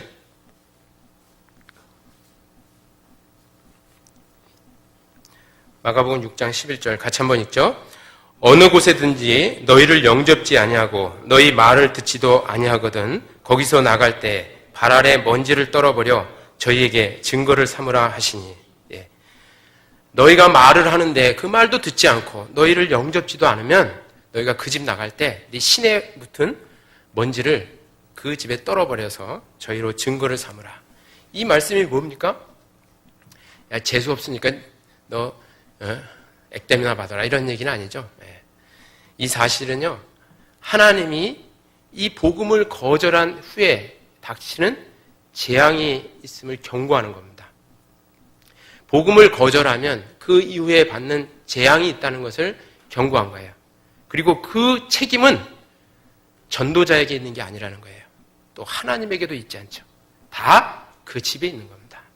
그 집에서 거절했기 때문에 그 복음을 거절한 대가가 그 집에 임한다라고 하는 것을 경고해 주는 말씀입니다.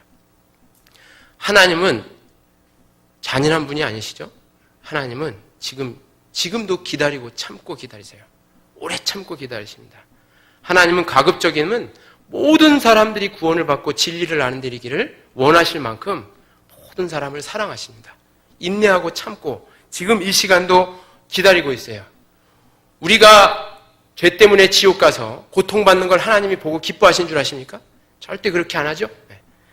에스겔 18장 23절에 보면 내가 어찌 악인의 죽는 것을 기뻐하랴. 그가 돌이켜 그 죄에서 떠나서 사는 것을 어찌 기뻐하지 아니하랴. 내가 어찌 악인의 죽고 멸망받는 것을 기뻐하겠느냐. 하나님은 그거 기뻐하지 않다 그랬죠. 그가 돌이키는 것을 기뻐하신다 그랬어요. 그가 회개하고 구원받는 걸 기뻐하신다 그랬죠. 하나님은 그래서 오래 참고 기다리십니다. 야고보와 요한이 사마리아 성에서 복음을 전했어요. 근데 야고보와 요한의 말을 사마리아 사람들이 듣지 않았죠. 그랬더니 야고보와 요한이 예수님, 저들이 우리를 영접지 않는데 하늘에서 불을 내려서 저들을 멸망시킬까요? 우리에게 명하십시오. 라고 이렇게 표현했더니 예수님이 뭐라 그랬어요? 꾸짖으셨죠? 네, 그렇게 하지 말라고 그랬습니다. 누가복음 9장 52절에 예수님이 꾸짖으셨습니다. 또 누가복음 22장에는 예수님을 대제사장과 그의 로마의 군사들이 잡으러 왔었죠. 그때 베드로가 칼을 팍 빼가지고 대제사장의 종 말고의 귀를 잘라버렸잖아요. 그때 예수님이 베드로를 책망했습니다. 검을 사용하는 자는 검으로 망하나니 하면서요. 베드로를 책망하고 그 말고의 귀를 다시 붙여주셨어요. 예수님은 그렇게 선하시고 인자하신 분이십니다. 악인의 죽는 것, 악인의 심판을 원하지 않는 분입니다. 그런데 예수님이 끝없이 그에게 그의 사랑을 가지고 그에게 권고하시는데 그 말을 듣지 않으면 그 말을 듣지 않은 대가는 예수님의 책임도 아니고 하나님의 책임도 아니며 전도자의 책임도 아닙니다. 다 그 사람이 받아야 될 책임임을 말씀하고 있는 겁니다. 구원은 하나님 능력으로 강제로 되는 것은 아니죠. 하나님이 강제로 할 수 없는 겁니다. 여러분, 이 세상 우주와 만물은 하나님 말씀으로 간단하게 창조했습니다. 그러나 우리들의 죄를 사하는 것은 그렇게 쉽게 간단하게 해결되는 게 아니죠. 죄의 삭은 사망이라고 선포하신 그 말씀이 공언이 돼서는 안 돼요. 허풍이 돼서는 안 됩니다. 반드시 이루어져야 되기 때문에 그의 아들 독생자가 이 땅에 오셔서 죄 없는 예수님이 오셔서 반드시 십자가에 죽어야만 됐습니다. 예수님이 말씀하셨죠. 중풍병자의 침상을 가지고 일어나 걸으라 라고 이렇게 말씀하시면서 죄 사하는 것과 중풍병자가 일어나 걷는 것 중에 어느 것이 쉬우냐라고 말했죠. 세상 사람들은 중풍병자가 일어나서 걷는 것이 훨씬 어렵다고 생각할 거예요. 그죠? 그러니까 그 세상 사람들이 어려운 것을 예수님은 간단하게 해결해 버렸습니다. 일어나 걸으라 하니까 일어나 걸었죠.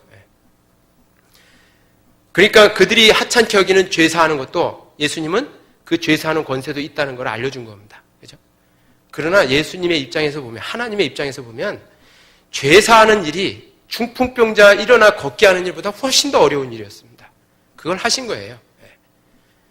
그렇게 어려운 일을 다 행하시고 우리는 그냥 공짜로 구원받도록 다 베풀어 놓으셨는데 그 큰 하나님의 사랑을 거절하면 그 거절에 대한 형벌이 얼마나 큰지를 깊이 생각하라는 얘기죠. 히브리서 10장 한번 보겠습니다. 히브리서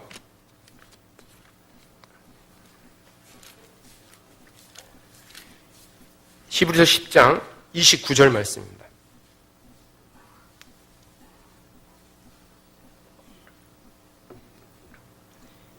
히브리서 10장 29절 같이 한번 읽겠습니다.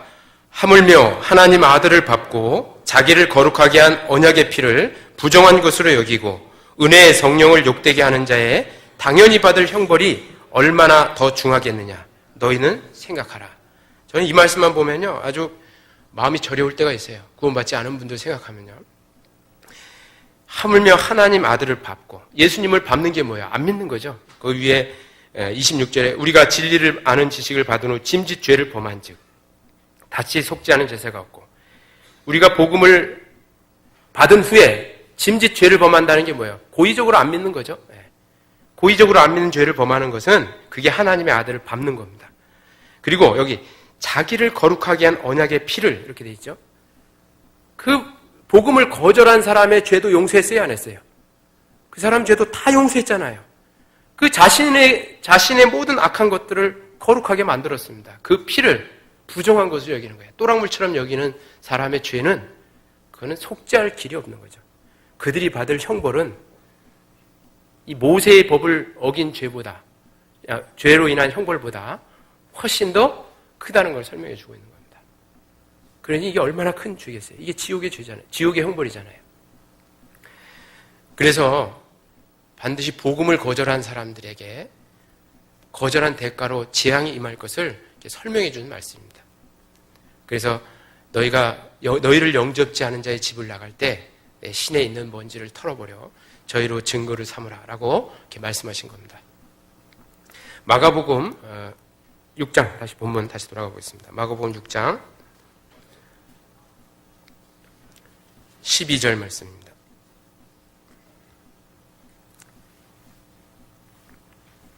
마가복음 6장 12절 같이 한번 읽죠. 제자들이 나가서 회개하라 전파하고. 짧은 말씀이죠. 제자들이 나가서 구원받으라 전파하고 제자들이 나가서 죄사함 얻으라 전파하고 이렇게 안 돼 있죠. 회개하라 전파하고 이렇게 돼 있어요. 회개하라 전파한 이유가 있죠. 회개가 없는 구원은 있을 수 없음을 나타내는 겁니다.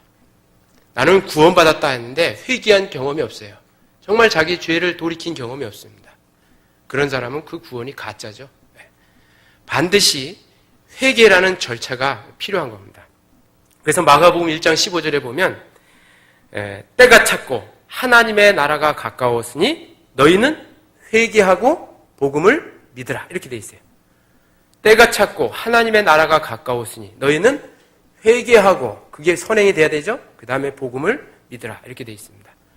따라서 복음을 믿긴 믿었는데 회개라는 것이 없었다면 그 복음을 깨달은 것은 가짜가 될 수 있습니다. 우리 말고 복음 전하는 많은 교회들이 그래도 몇 있습니다. 몇 교회 있습니다. 우리나라에. 그죠? 그런데 그 교회들이 복음을 어떻게 전합니까? 그냥 생짜배기 데려다 놓고 예수님이 우리 죄를 영원히 속죄했다. 복음의 참 진리는 전해요. 그러나 준비되지 않는 마음에다가 계속 씨를 던져버리는 겁니다. 다시 말하면 나쁜 밭에다가 갈지 않은 밭에다가 계속 이 복음을 던져내는 거예요. 그러니까 열매가 맺을 리가 없죠. 구원을 받을 수가 없는 겁니다. 복음을 믿기에 합당한 마음밭을 만들어야 되죠. 그게 뭐예요? 회개입니다. 회개하도록 만들어야 돼요.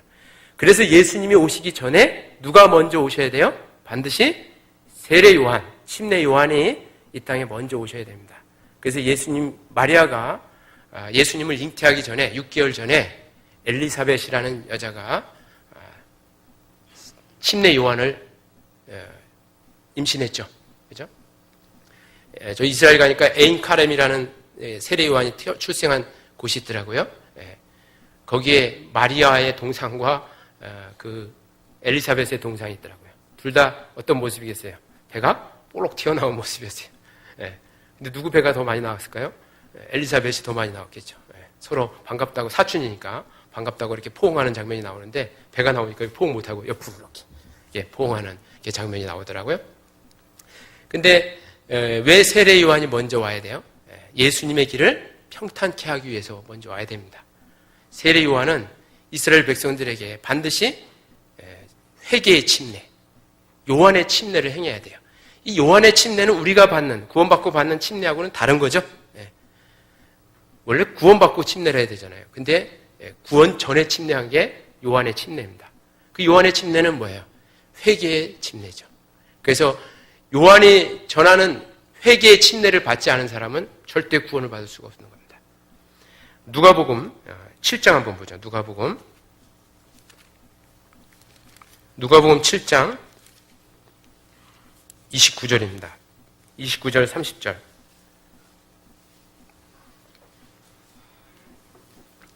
누가복음 7장 29절 30절 같이 한번 읽겠습니다. 모든 백성과 세리들은 이미 요한의 세례를 받은지라 이 말씀을 듣고 하나님을 의롭다 하되 오직 바리새인과 율법사들은 그 세례를 받지 아니한지라 스스로 하나님의 뜻을 저버리니라. 이 바리새인과 율법사들은 회개의 세례, 요한의 세례를 받지 않았죠? 하나님의 뜻을 저버린 겁니다. 구원받을 수 있었겠어요? 없었겠어요? 하나도 구원 못 받았죠. 이 바리새인 율법사들은 구원을 받지 못했습니다. 반드시 복음을 믿기 이전에 회개라는 절차가 필요합니다. 회개라는 절차가 없다면 복음도 믿을 수가 없죠. 그건 지식이죠. 믿을 수가 없습니다. 반드시 회개가 있어야 됩니다. 그런데 유감스럽게 복음을 전한다는 교회에서 그냥 복음만 전해요. 준비되지도 않은 사람들에게 복음만 전해서 가짜 그리스도인을 만들어내는 경우가 아주 비일비재합니다. 우리나라에 그래도 많지는 않지만 복음을 전하는 교회가 있죠. 몇 개 있습니다. 그 중에 하나가 블레드린 처치 있더라고요. 복음 자체는. 물론 그 안에는 구원받지 못한 가짜들이 많아요. 많을 수밖에 없는 게 바로 회개라는 것이 없어요. 그냥 데려다 놓고 영원한 속죄 얘기만 합니다. 우리 예수님이 죄를 영원히 사해놨다는 얘기만 합니다. 그런 준비되지도 않은 사람이 그것만 알고 있는 거예요. 그러니까 실제 마음판에 마음 깊숙이 양심 깊숙이 정말 예수님을 하신 일이 깨달아지지 않는 겁니다. 그래서 옛날에 우리 달서교회 교회당을 이렇게 막 건축할 때요, 인부들 이렇게 밥을 해준 그 한바식당 아줌마가 있었는데 그 아줌마가 나중에 알고 보니까 구원받으신 분들이라고요. 그것도 옛날 저기 삼각지 교회에서 70몇 년도에 구원을 받으신 분이더라고요. 근데 이제 우리 교회 그 삼각지 교회는 우리 교회에 있지 않고 브레드링 있는 처치에 가서 이제 그 같이 신앙생활을 하고 했었나 봐요. 그래서 어느 날 우리 교회가 이제 그 우리 교회당 그 자리에 자기 집 바로 옆에 이제 통장님이거든요. 우리 교회 통장님 말하자면. 근데 통장님인데 교회가 세워지니까 관심이 있어서 우리 교회 말씀을 이렇게 들으러 몇 번 왔어요. 근데 너무너무 정확한 말씀을 전하고 있거든요. 그리고 자기가 옛날에 들었던 비슷한 말씀을 듣고 있는 게 너무 좋아한 거예요. 그리고 나서요, 계속 있잖아요. 자기 남편 좀 구원받게 해달라고 저한테 와서 맨날 그래요. 자기 남편 구원받으려면 자기 교회 가서 하면 되지 왜 나한테 오냐고. 근데 저한테 데리고 와요. 안 되니까 데리고 오는 거야. 그리고 자기 엄마도 데리고 오네, 친정엄마도. 친정엄마는 구원받고 그 브리드린 처치에 다녔대요. 근데 제가 이렇게 상담해보니까 구원을 못 받았네요. 완전 맹탕이에요. 그래서 상담을 해서 바로 구원받았어요. 엄마가요. 남편은 워낙 강박해서 교회 교자도 싫어하는 분이라 구원 아직도 안 받았지만 그 다음에는 자기 사촌을 데리고 오고 그 다음에는 또 누굴 데리고 오는데 계속 그냥 금방 구원받는 거예요. 그거 보고 놀란 겁니다. 그리고 또 이번에 학예 수양회 있잖아요. 이번 달에 했던 학예 수양회에 참석한 거예요. 자기 딸 데리고. 그리고 자기 친구, 옛날에 구원받았던 친구랑 그 친구의 딸을 데리고 이렇게 참석한 겁니다. 그런데 자기 친구 딸이 다 그냥 구원받았어요. 너무 확실하게 구원받은 겁니다. 아니, 브레드린 처치에 다니면서도 구원도 못 받고 이렇게 다녔던 거예요. 그리고 자기는 이런 말씀을 한 번도 들어본 적이 없대요. 물론 영원한 속죄에 대한 얘기는 들어봤어도 이렇게 하나님이 살아계시고 이스라엘 민족에 관한 이야기, 정말 성경이 이렇게 사실이고 이런 것에 대한 믿음이 없었답니다. 그런 사람에게 무슨 영원한 속죄 아무리 귀가 따갑게 얘기해 줘봐요. 구원 받겠어요? 구원 못 받죠. 그래서 그냥 형식적으로 교회만 왔다 갔다 하는 종교 생활을 했던 겁니다. 그러다가 우리 교회 말씀을 듣고 처음에 와가지고 막 잠자리 불편하고 막 이건 피난민 생활도 아니고 막 이상한 생활하니까 막 첫날은 막 짜증을 내고 그러더니 말씀에 빠져들기 시작하더니 아주 확실하게 구원을 받아버린 거예요. 그리고 마지막 날 침례하는 인원이 1000몇 명이 막 침례를 받으니까 놀래 자빠진 거예요. 야, 이렇게 많은 사람이 어떻게 구원을 받냐. 얼마 전 프랑스 목사님이 이렇게 수요 말씀 때 이렇게 간증한 거 들어보셨죠? 예? 야, 천국에 가면 대한민국 사람 많을 거라고. 예? 우리 프랑스 사람들이 십몇 년씩 계속 구원받을 인원이 3박 4일 집회에서 구원을 받았다고. 이렇게 표현하잖아요. 정말 우리가 다니고 있는 우리 이 교회가 하나님이 역사하는 교회입니다. 복음을 성경대로 제대로 전하는 교회예요. 회개하고 복음을 믿도록 하는 교회입니다. 그렇게 하는 교회입니다. 그런데 다른 복음을 전하지 못하는 교회가 대부분이고 복음이 있는 몇 개의 교회조차도 그렇게 성경적으로 전하지 못하는 거예요. 그러니까 가짜가 생기는 겁니다. 성경에 보면 이 거룩한 것을 개에게 주지 말라 그랬죠. 진주를 돼지에게 던지지 말라 그랬어요. 그들이 짓밟을까 염려한다 그랬습니다. 그런 말씀 있죠. 이 복음은 받을 만한 사람에게 전하는 거예요. 그게 회개하는 사람에게 전해야 이 복음이 진주가 되고 보배가 될 수 있는 겁니다. 마태복음 7장을 한번 보죠. 마태복음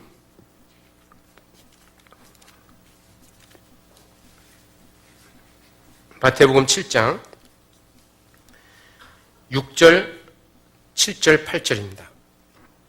마태복음 7장 6절, 7절, 8절 같이 한번 읽죠. 거룩한 것을 개에게 주지 말며 너희 진주를 돼지 앞에 던지지 말라. 저희가 그것을 발로 밟고 돌이켜 너희를 찢어 상할까 염려하라. 구하라 그리하면 너희에게 주실 것이요 찾으라 그러면 찾을 것이요 문을 두드리라 그러면 너희에게 열릴 것이니 구하는 이마다 얻을 것이요 찾는 이가 찾을 것이요 두드리는 이에게 열릴 것이니라. 여기 거룩한 것을 개에게 주지 말라 그랬죠. 개는 거룩한 것이 정말 거룩하고 귀한 건지 몰라요. 진주를 돼지에게 던지지 말라 그랬죠. 돼지는 썩은 여물이나 좋아하지 이 진주가 얼마나 값진지는 잘 몰라요. 그러니까 발로 짓밟을 뿐이죠.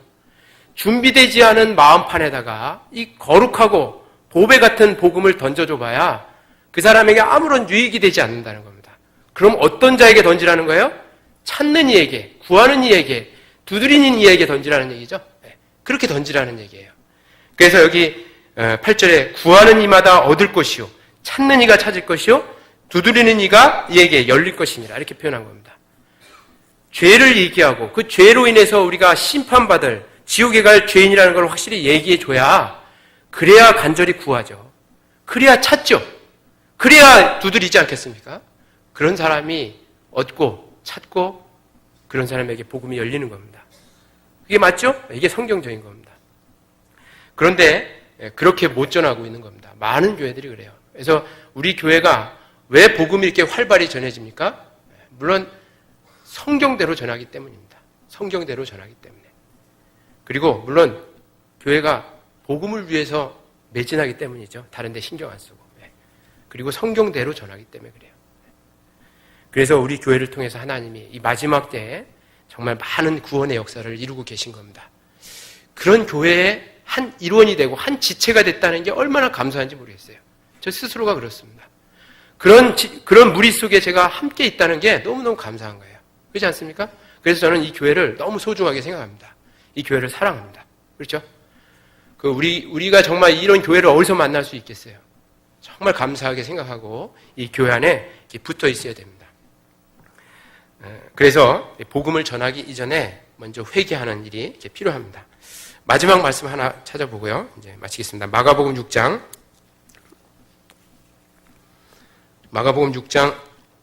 13절입니다. 같이 한번 읽죠. 많은 귀신을 쫓아내며 많은 병인에게 기름을 발라 고치더라.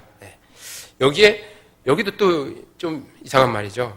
많은 사람이 구원을 받고 많은 사람이 죄사함을 얻더라. 이렇게 표현해야 되는데 많은 귀신을 쫓아내며 많은 병인에게 기름을 발라 고치더라. 이렇게 표현했죠. 이 사도들이 행한 이 기적이 뜻이 있습니다. 사도들이 귀신 쫓아내고 또 병을 고치고 하는 것 그 자체가 목적이었겠습니까? 그 자체가 목적이 아니죠. 병을 고쳐봐야 한 10년 더 삽니다. 한 15년 더 살고 그러죠? 10년, 15년 더 사는 게 무슨 유익이 있겠어요? 또 고생하러 온 이 세상에서 10년 더 고생하라는 얘기죠. 그죠? 별로 유익이 없어요. 그런데 왜 이 병을 고치고 귀신을 쫓아내는 일을 행했습니까? 이때는 성경이 기록되지 않은, 성경이 완성되지 않은 시대죠. 분명한 것은 사도들은 예수 그리스도를 전했습니다. 복음을 전했죠. 근데 그 복음이 정말 하나님께로 온 말씀인지 그 시대의 사람들이 알 수가 없었던 겁니다. 성경이 완성되지 않았기 때문에. 따라서 사도들은 반드시 그 초자연적인 기적이 그들에게 필요한 겁니다. 그래서 귀신도 쫓아내고 병도 고치고 약한 사람들을 고치는 권능을 주신 거예요. 이걸 잘 구분해야 됩니다. 마가복음 그 뒤에 16장 한번 보겠습니다. 마가복음 16장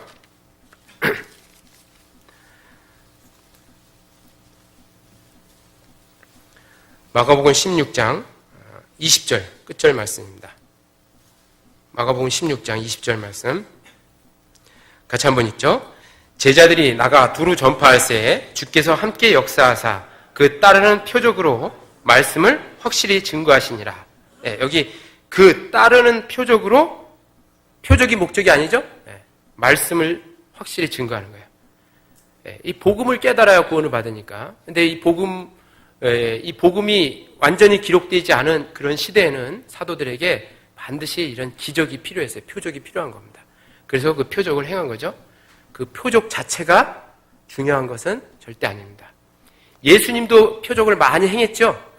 예수님이 아까 마태복음 9장에 그 중풍병자를 이렇게 낫게 하시면서 내가 침상을 들고 일어나 걸으라 이렇게 말씀하신 이유가 있어요.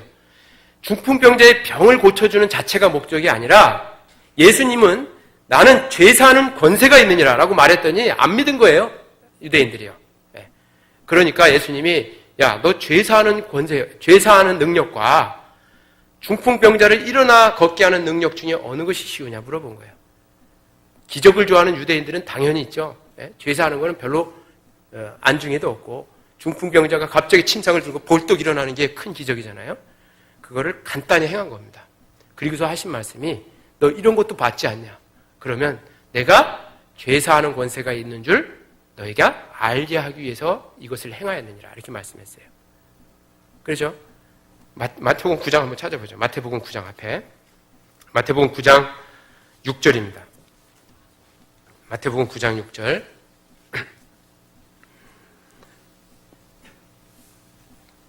5절 6절 말씀 5절 6절 말씀 같이 한번 읽죠. 내 죄사함을 받았느니라 하는 말과 일어나 걸어라 하는 말이 어느 것이 쉽겠느냐. 그러나 인자가 세상에서 죄를 사하는 권세가 있는 줄을 너희로 알게 하려 하노라 하시고 중풍병자에게 말씀하시되 일어나 내 침상을 가지고 집으로 가라 하시니 이렇게 됐죠. 왜 중풍병자를 일어나게 했어요? 그 6절 말씀에 있는 말씀대로 인자가 세상에서 죄를 사하는 권세가 있는 줄을 너희로 알게 하려고 그렇게 한 겁니다. 마찬가지로 제자들이 죄 사하는 말씀을 전하는 게 이게 하나님께로 오신 거라는 걸 알게 하려고 그런 기적을 행하는, 그런 표적을 행하는 일들을 하나님이 행하신 것입니다. 따라서 기적 자체가 중요한 게 아니라는 거죠. 복음을 전하는 자체가 중요한 겁니다. 그 뒤에 말씀이 빠진 거예요. 진짜 중요한 게 빠진 겁니다. 그래서 여기 앉아 계신 우리 구미교회 형제 자매님들은 어디서 뭐 기적을 행한다더라, 뭐 안수를 하니까 불치병이 낫더라, 말기암들이 막 낫더라 이런 데 현혹돼 가지고 거기 쫓아가면 큰 오류를 범할 수 있다는 거예요. 물론 그리스도인들에게 그런 초자연적인 기적이 없냐? 그건 아니죠. 그리스도인들도 함께 병을 위해서 어떤 형제 자매의 병을 위해서 기도하면 병 고치는 기적이 분명히 있습니다. 그러나 없을 수도 있다는 거예요. 병 고치는 기적이 반드시 하나님께로 온 게 아니라는 겁니다. 여러분 바울 사도 뭐 때문에 죽었죠? 목 잘려 죽었죠? 그런데 병이 있었어요? 없었어요? 병이 있었습니다. 몸에 가시가 있었어요. 바울의 동역자 에라스도 그도 병이 들었습니다. 바울의 동역자 디모데 그도 평생 병이 있어서 포도주를 조금씩 평생 동안 사용했습니다. 그죠?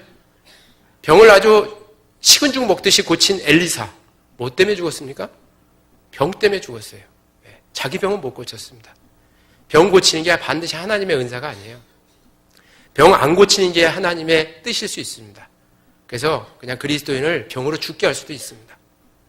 그래서 병 고치는 게 반드시 하나님의 기적이 아니라는 거예요. 오히려 마지막 때에는 사단이 이런 병 고치는 기적, 놀라운 초자연적인 기적을 더 많이 행한다고 성경에 기록되어 있습니다. 지금 우리 시대는 성경이 완전히 기록된 시대이기 때문에 표적이 없어도 기적이 없어도 복음 깨닫고 구원받을 수 있어요. 여기 앉아 계신 분들 대부분 그런 분들 아닙니까? 그렇죠? 뭐 병 고쳐서 구원받으신 분이 있어요? 다 맨정신으로 와가지고 건강한 몸으로 와가지고 다 구원받았죠. 그렇게 구원받을 수 있는 시대이기 때문에 기적을 굳이 행하지 않아도 된다는 거죠. 오히려 마지막 시대에는 사단이 사람을 미혹해 하려고 더 많은 기적을 사단이 행한다 그랬어요. 그래서 우리 시대에 기적 보고 막 그 모임을 떠나고 그 기적을 향해서 쫓아가면 더 큰 영혼의 침륜에 빠질 수 있습니다. 잘못될 수가 있다는 거예요. 그래서 그걸 잘 아셔야 돼요. 마지막 한 구절 말씀 보고 마치겠습니다. 데살로니가 전서 2장 보겠습니다.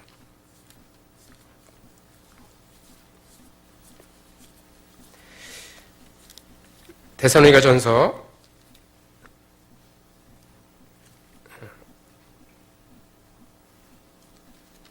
죄송합니다. 데살로니가 후서네요. 데살로니가 후서 2장 9절 10절입니다. 데살로니가 후서 2장 9절 10절 같이 한번 읽죠. 악한 자의 임함은 사단의 역사를 따라 모든 능력과 표적과 거짓 기적과 불의의 모든 속임으로 멸망하는 자들에게 임하리니 이는 저희가 진리의 사랑을 받지 아니하여 구원함을 얻지 못함이니라. 저희가 진리의 사랑을 받지 아니하여 구원함을 얻지 못한 무리 속에 악한 자 사단이 임해서 사단의 능력을 따라서 표적과 거짓 기적을 행한다는 겁니다. 그죠? 구원받지 못한 사람에게 마지막 시대에는 더욱더 적그리스도가 임하는 시대죠. 데살로니가 후서 2장이. 그러니까 마지막 적그리스도가 임하는 그 시대에는 사단이 더 많은 기적을 행한다는 뜻입니다. 따라서 우리 구미교회 형제 자매님들 기적 행한다고 획해가지고 거기 쫓아가면 참으로 그 영혼이 잘못될 수 있죠. 그죠? 그래서 우리가 잘 구분을 해야 됩니다. 오늘 그래서 마가복음 6장 말씀을 통해서 그 예수님이 전도자를 파송할 때 그 전도자가 가져야 될 마음가짐이 어떠해야 되는지를 같이 교훈으로 받았습니다. 같이 기도하고 마치겠습니다. 사랑과 은혜가 풍성하신 거룩하신 아버지 하나님 감사합니다. 저희 영혼을 사랑해 주셔서 저희를 멸망 가운데서 구원해 주시고 주님 몸된 교회 안에서 주님 오시는 그날까지 복음 전하며 살 수 있도록 인도해 주신 은혜 감사합니다. 저에게 맡긴 이 복음이 회방되지 않고 온전히 전해지기를 참으로 원합니다. 그러기에 주님 저희를 더욱 주님 쓰임받기에 합당한 그릇으로 만들기 위해 저희를 더욱 깨끗게 해주시고 또 교회를 더욱 거룩하게 만들어 주시기를 간절히 기도합니다. 우리 구미교회 형제 자매님들 우리 이종국 목사님을 중심으로 하나 되게 도와주시고 마음을 하나로 묶어서 이 지역 수많은 잃어진 영혼들에게 복음을 전해서 이 구미교회당 빈 자리를 가득 채울 수 있도록 역사해 주시기를 원합니다. 오늘 나머지 교제 시간도 주님이 함께해 주셔서 풍성한 주님의 사랑을 나누고 돌아갈 수 있도록 도와주시옵소서. 우리 주 예수님 이름으로 기도합니다. 아멘. 같이 찬송가 273장 같이 부르겠습니다. 찬송가 273장입니다.